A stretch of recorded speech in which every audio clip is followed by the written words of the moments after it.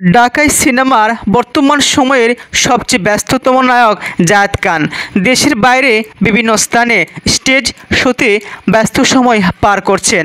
সম্প্রতি অস্ট্রেলিয়া থেকে তিনি দেশে ফিরেছিলেন, তবে আবারও তিনি উড়াল দিলেন লন্ডনের উদ্দেশ্যে।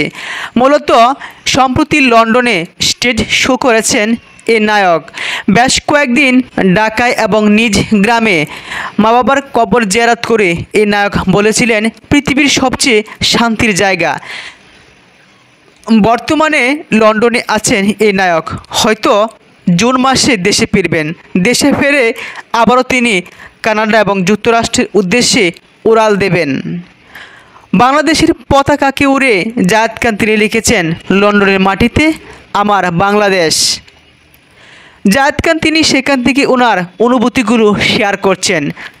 জায়েদ খান নিজের অনুভূতি প্রকাশ করে বলেন, প্রবাসীদের ভালোবাসায় আমি মুগ্ধ।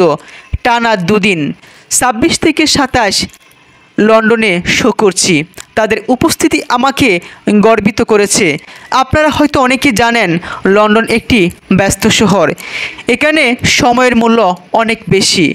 সেই মূল্যবান সময় প্রবাসীরা আমাদের দিয়েছেন। অনুষ্ঠান উপভোগ করেছেন প্রায় 20,000-এরও বেশি দর্শক। জায়েদ খান তিনি বলেন, দুদিনেই কানায় কানায় পরিপূর্ণ ছিল মঞ্চ। দর্শকের উপস্থিতি আমাকে এবং আমাদের গর্বিত করেছে। আমি যখন স্টেজে পারফর্ম করেছিলাম, সবাই আমার গান গাইছিলেন আমার সঙ্গে। এই মুহূর্তটা বলার মতো নয়। ডিগবাজি দিয়ে তিনি মঞ্চে উঠেছিলেন। এমন ভালোবাসায় যারা আমাকে সিক্ত করেছেন, তাদের সবাইকে আমার হৃদয় থেকে ভালোবাসা ও শ্রদ্ধা। জায়েদ খান তিনি এটাই বলেছেন যে এই মুহূর্তগুলো বলার মতো নয়। বর্তমান সময়ের ব্যস্ততম এই নায়ক এখনও বিয়ে করেননি।